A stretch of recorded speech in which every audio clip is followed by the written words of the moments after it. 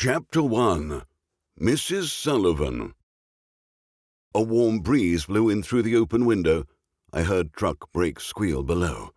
I rose from my desk and went to gaze down upon Washington Street. Everyone seemed to be in a hurry. I noticed the framed certificate that was the centerpiece of my wall was crooked as I walked back to my desk. This certificate had been issued by the Commonwealth of Massachusetts Department of State Police. It proclaimed that Asa Wilkes was a licensed private investigator. I straightened it. My telephone rang. I seized the handset. "Wilkes Detective Agency," I said. "I saw your advertisement in the South Dedham Transcript," said a woman with a pleasant voice. "I was wondering if I could come and see you today." "Certainly," I said. "When could I expect you?" "I'll come now if that's okay." "Yes. Do you have the address?" "The ad says you're in the Odd Fellows building." "That is correct. I'm right across the street from Cordette's department store. May I ask your name?" I positioned a pencil above a pad of paper.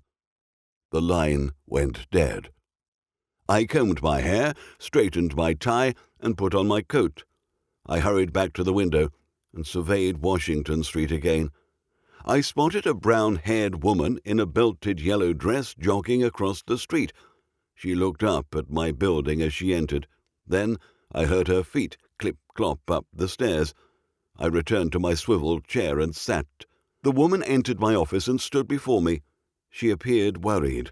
A cheap gold band on her left index finger indicated she had married poor. "Mr. Wilkes?" she asked. "Yes. Have a seat, Mrs. I rose and indicated the chair across from my desk. I waited for the woman to sit, and then joined her. "My name is Sharon Sullivan. I've never been to a private detective before. I don't know how much one costs." I folded my hands on my desk and gave the woman what I hoped would be taken as a reassuring smile. "I charge $35 per day, plus expenses." "I'm sorry to have wasted your time, Mr. Wilkes." The woman rose. "Oh, please sit," I said, jumping up. "I don't charge anything to listen. Tell me your trouble. Maybe there's something I can do." We both sat again. "I should probably just go to the police. I haven't because my father is a policeman. I didn't want him to know about this. He hates my husband." "Is your husband in trouble?" I asked. "Not with the law. He's been blackmailed." "Please, tell me more." "My husband was honest about what happened. I'm angry, of course. He's done things like this before. Now it'll cost us more than we can afford." "Well, it just so happens that I'm unengaged at the moment. What if I could get you out of paying this debt? Wouldn't that be worth a bit of my time?" "The person blackmailing us wants $500. We don't even have half that." "Could you pay me 1/10 of that to make the problem go away?" "Yes, if it can be done." "Start at the beginning, Mrs. Sullivan. Tell me everything that happened." "Well, about a week ago, my husband was out with his friends. He admits to drinking. The next thing he knew, he was in a strange bed. He said it was in a room where he'd never been before. He quickly left the house and walked back to where he had parked his car. Yesterday, someone sent a picture of my husband and a woman." Mrs. Sullivan lowered her eyes. "Were they engaged in a lewd act?" "Yes." The woman looked up. "My husband swears that he has no recollection of it happening, but he cannot deny that it is him in the photograph." "Have you seen this picture?" "Yes. It came with the letter demanding $500. The woman opened the purse on her lap and handed me an envelope. "Mr. and Mrs. Sullivan, 9 Cottage Street, South Dedham, Massachusetts," was printed in large letters on the back of the envelope. There was no return address. The envelope had been postmarked in the nearby town of Walpole. I removed a black and white photograph of a man and woman from the envelope.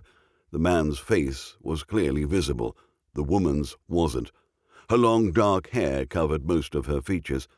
I removed the letter accompanying the photograph. It read, "Mr. Sullivan, this is you being unfaithful to your wife. If you want the negative of this picture, it'll cost you $500. There will be no negotiation. If you do not buy the negative, more pictures will be made and sent to everyone you know. Directions: place $500 in an envelope with this letter. When you have the money, advertise a tractor for sale in the South Dedham Transcript. Sign the ad G. Harvey, Dedham Forge. Wait at the payphone outside the A&P Market across from the town centre for instructions at 7 p.m. on the day the ad appears. You will deliver the money immediately after receiving the call. Any delay will be regarded as a stall and a set-up to a stakeout. Then the deal is off." I returned the letter and photograph to the envelope and handed the envelope back to Mrs. Sullivan. "For $50, I'll find and destroy the negative," I said. "But what if something goes wrong?" asked Mrs. Sullivan. "It won't." "Should I have my husband call you?" "Yes, let him know that you've hired a private investigator." I handed the woman a card with a handwritten telephone number on it. "Any information that your husband can provide to me will be extremely helpful." "I'll have him call you when he gets off work."